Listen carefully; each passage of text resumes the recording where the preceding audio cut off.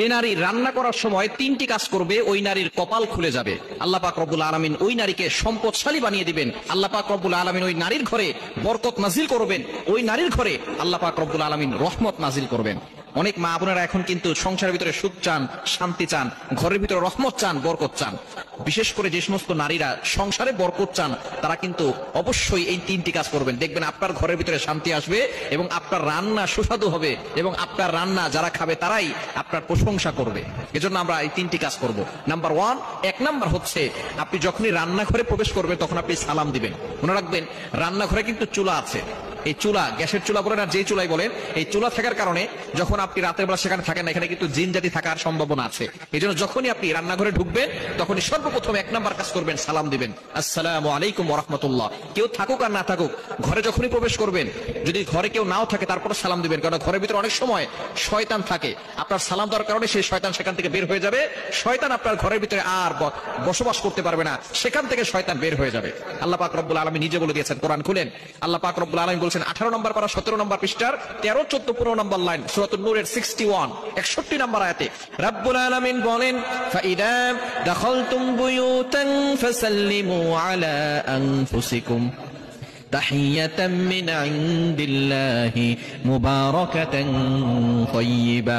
যেই ঘরে ঢোকার সময় কোনো ব্যক্তি যদি সালাম দেয়, আল্লাহ পাক রব্বুল আলামিন ওই ঘরের ভিতরে বরকত নাজিল করেন। আল্লাহ পাক রব্বুল আলামিন পবিত্র রিজিক সেখানে দান করেন। এজন্য এক নম্বরে নারীরা, মা বোনরা যারা রান্নাঘরে যাবেন সর্বপ্রথম সালাম দেওয়ার দরকার আছে না নাই? মা বোনদেরকে এটা শিখিয়ে দিবেন। আপনারা বাসায় গিয়ে মেসেজ পৌঁছে দিবেন, মা বোনরা যারা আছে এক নম্বরে তারা রান্নাঘরে ঢোকার সময় সালাম দিবে। নাম্বার 2, দ্বিতীয় নাম্বার হচ্ছে প্রতিটি কাজের শুরুতে বিসমিল্লাহ পড়বে। বিসমিল্লাহ পড়লে ওই কাজের ভিতরে আল্লাহ পাক রব্বুল আলামিন নিজে বরকত দিয়ে দেন। বিসমিল্লাহ পড়লে কোনো রান্না করলে ওই রান্নার ভিতরে আল্লাহ তাআলা স্বাদ বাড়িয়ে দেন, ওই রান্নার ভিতরে আল্লাহ তাআলা রহমত দেন, ওই রান্নার ভিতরে আল্লাহ তাআলা বরকত দান করেন।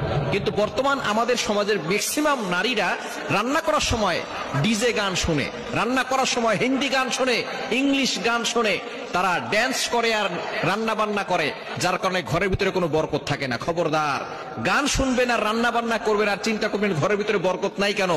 আপনি যদি বরকত পেতে চান প্রত্যেকটা কাজের শুরুতে আপনি বিসমিল্লাহ পড়বেন। আপনি চাউল নিচ্ছেন, পড়েন বিসমিল্লাহির রহমানির রহিম। চাউল ধৌত করতেছেন, বলেন বিসমিল্লাহির রহমানির রহিম। মাছ কাটতেছেন, বলেন বিসমিল্লাহির রহমানির রহিম। আপনি গোশত ধৌত করতেছেন, বলেন বিসমিল্লাহির রহমানির রহিম।